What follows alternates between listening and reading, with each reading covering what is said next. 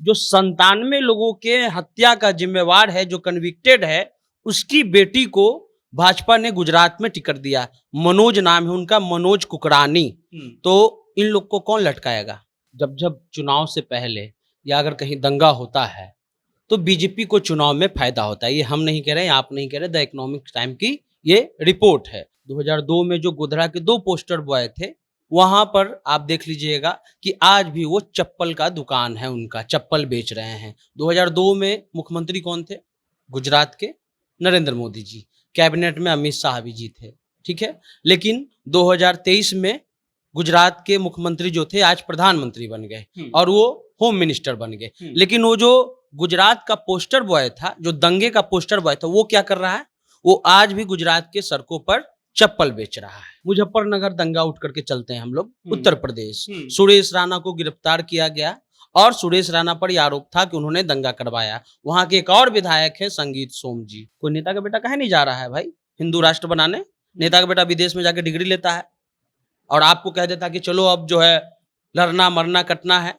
News anchor Delhi से आ रही हैं जो बिहार से हिंदुओं का पलायन करा रही है। पाटलिपुत्र सीरीज जब हम लोग देखते थे, जो उनका एक पाटलिपुत्र सीरीज है, उसको देखिएगा, बहुत ज्ञान है उसमें। श्वेत पत्र में भी बहुत ज्ञान है। लेकिन जब से वो 2000 का नोट का चिप वाला बात आया है, उनकी पत्रकारिता से तो हमारा मोह भंग हो ही गया था। अब वो कह रहे हैं कि हिंदू पलायन हो रहा है। नवादा में अमित शाह कहते हैं कि हमारी सरकार अगर यहां पर पूर्ण बहुमत से बन गई तो उल्टा लटकाकर उपद्रवियों को ठीक कर देंगे।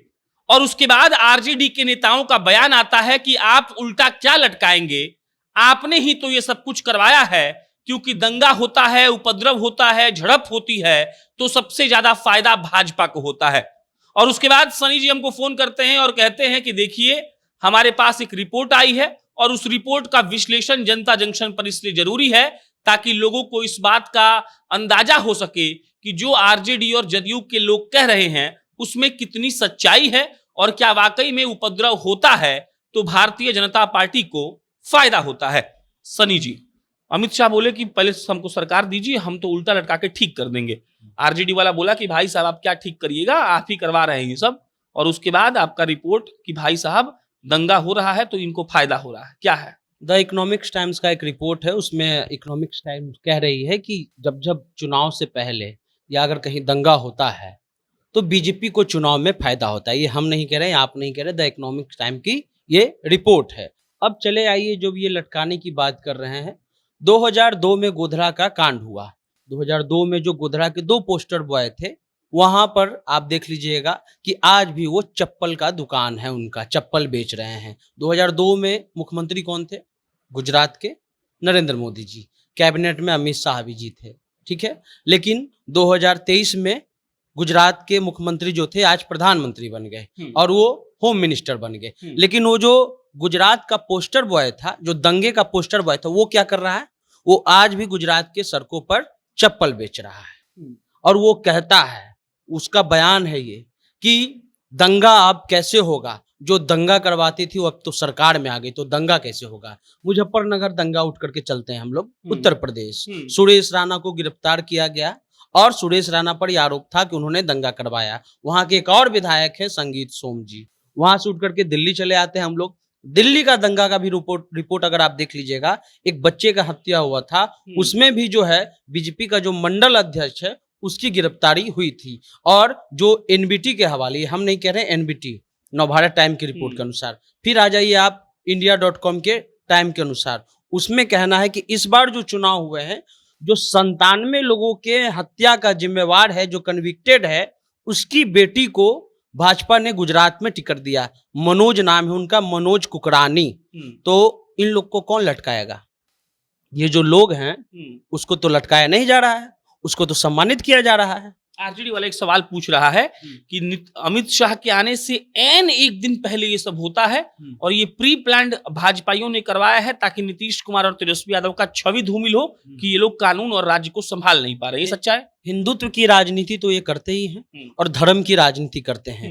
नीतीश जी, लालू जी जात की राजनीति करते हैं, इसमें कोई संदेह नहीं होना चाहिए। भाजपा अगर धर्म की राजनीति करते हैं तो आप भी जात की राजनीति करते हैं। लेकिन ऐसा किया क्यों जाता है? बीजेपी के पास क्या मुद्दा बचा हुआ है? कोई बीजेपी का नेता अभी तक बोला क्या कि आपसी मुस्लिम और हिंदू भाई आपसी भाईचारा बना करके रखिए, सद्भाव बना करके रखिए, कहीं कोई अफवाह है उस अफवाह से दूर रहिए, प्रशासन को मदद कीजिए।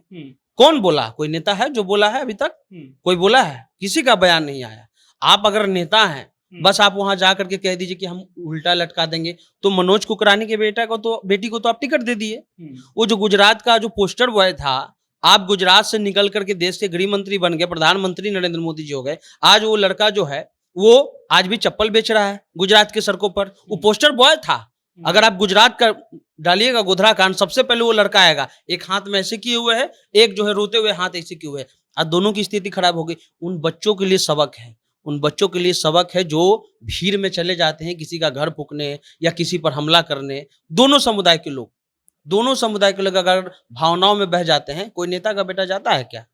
कोई नेता का बेटा कहीं नहीं जा रहा है भाई हिंदू राष्ट्र बनाने।